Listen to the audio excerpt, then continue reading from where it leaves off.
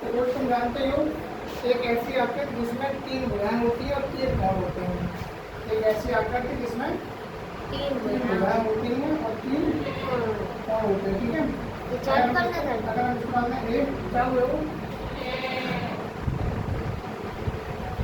ए B सी, तो एक तो भुजा इसकी ए बी हो गई, एक तो भुजा क्या हो गई ए बी, एक भुजा हो गई बी सी, एक भुजा हो गई सी।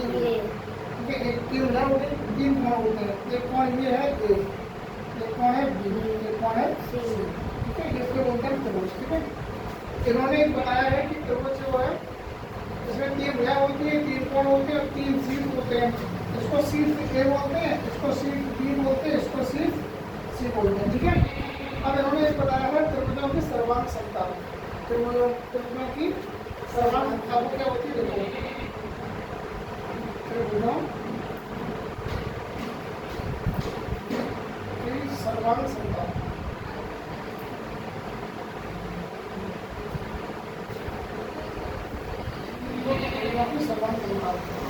सर्वांग क्षमता क्या होती है, इसे बोलते हैं कॉन्ग्रुएंस ऑफ ट्रायंगल।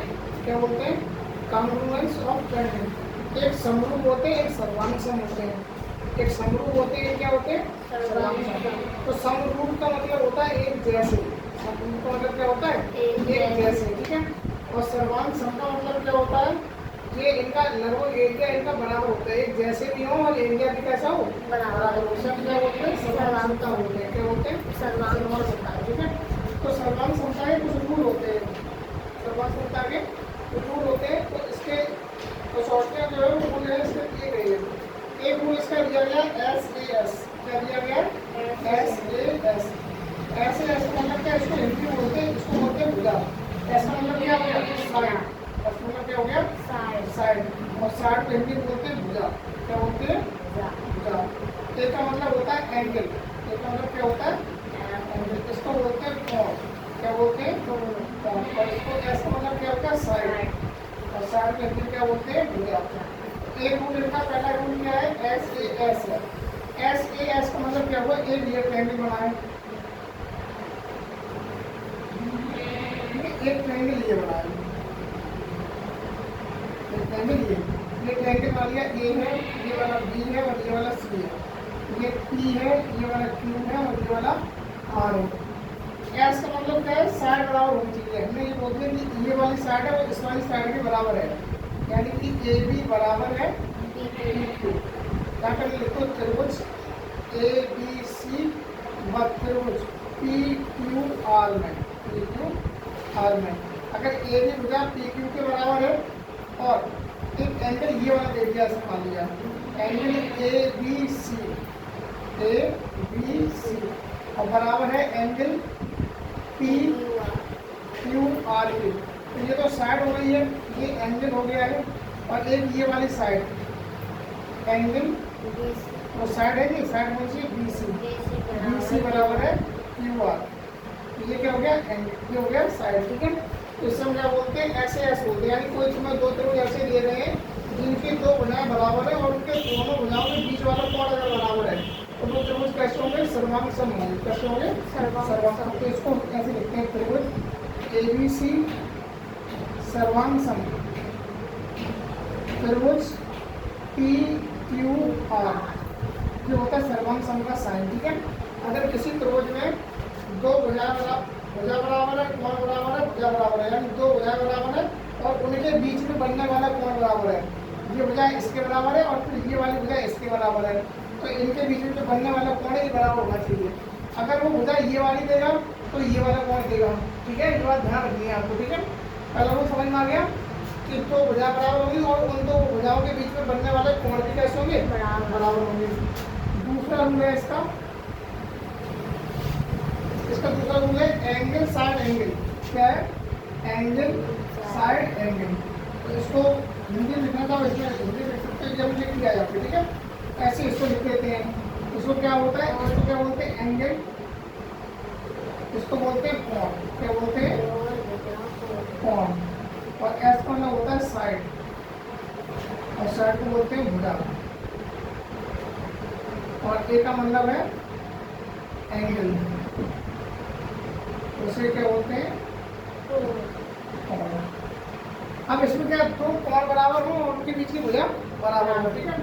अगर मान लिया ये वाला ट्रायंगल दिया है और एक ट्रायंगल दे दिया है, ये वाला ए है, ये वाला बी है और ये वाला सी है, ये है पी, ये है क्यू और ये है आर, ठीक है।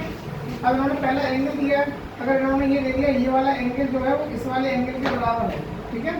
यानी कि एंगल यहाँ लिखो त्रिभुज ए बी सी व त्रिभुज पी क्यू आर में एंगल बी ए सी बराबर एंगल क्यू पी आर, ठीक है।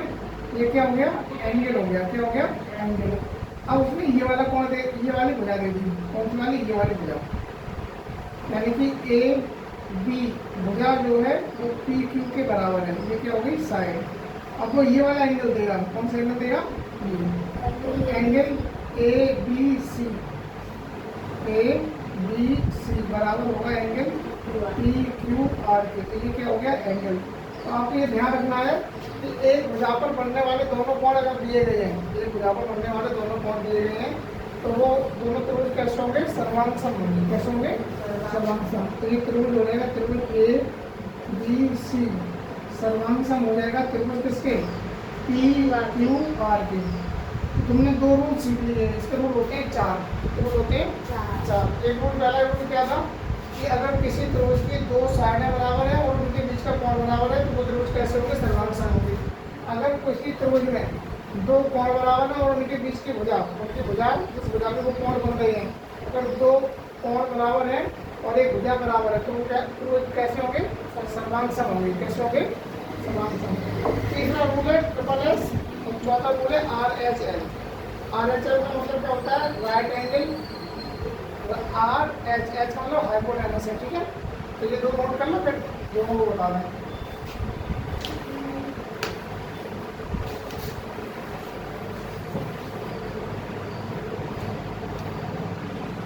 क्या पढ़ी है, ए एस ए और तीसरी कंडीशन है इसकी ट्रिपल एस। तीसरी कंडीशन क्या है, ट्रिपल एस, ठीक है। तो कंडीशन नंबर तीसरी पढ़ेंगे ट्रिपल एस। ट्रिपल एस में क्या होती है, तीनों भुजा भुजा होंगी, ये भी भुजा होगी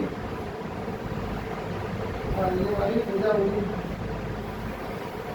और ये वाली क्या होगी, ठीक है। तो देखो इसमें क्या होता है, ये ट्रायंगल है,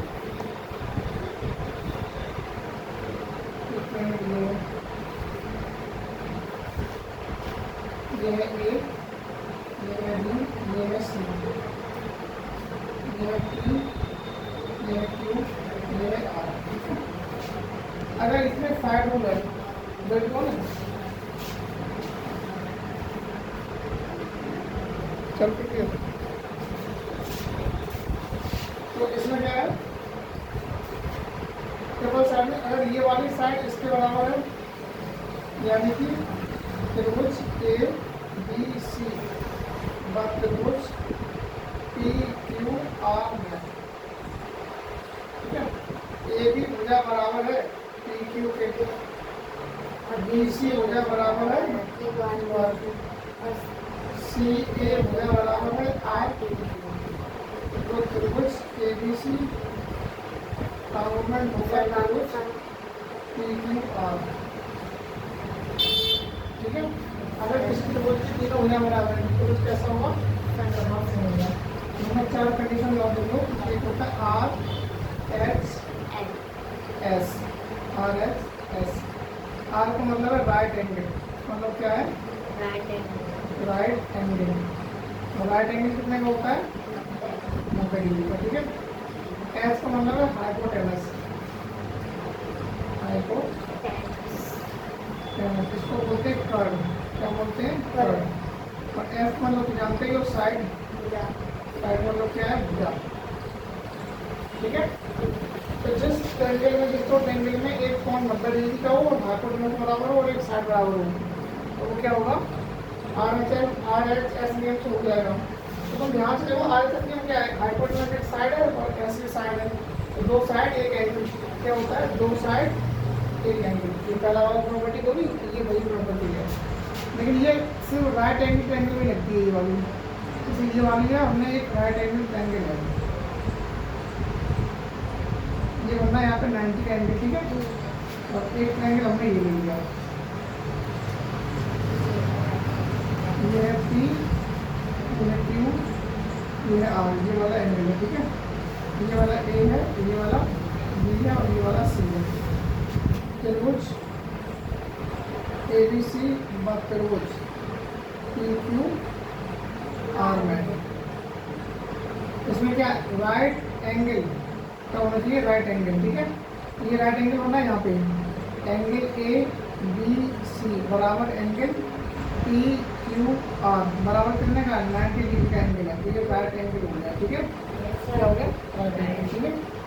अब एक हाइपोटेनस, ये वाला इसका हाइपोटेनस है, ये वाला इसका हाइपोटेनस है, यानी AC बराबर है PR के, और ये क्या है हाइपोटेनस है, ये क्या है हाइपोटेनस, ठीक है।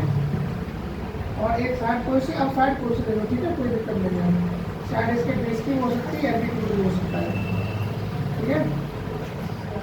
तो BC बराबर है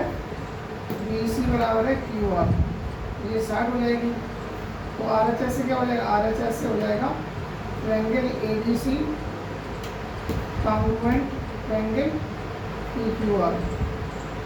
ये चार प्रॉपर्टी है, वो आपको ध्यान रखनी है। तो चौथी प्रॉपर्टी हमने यहाँ पे लिखी है, चौथी प्रॉपर्टी क्या है RHS।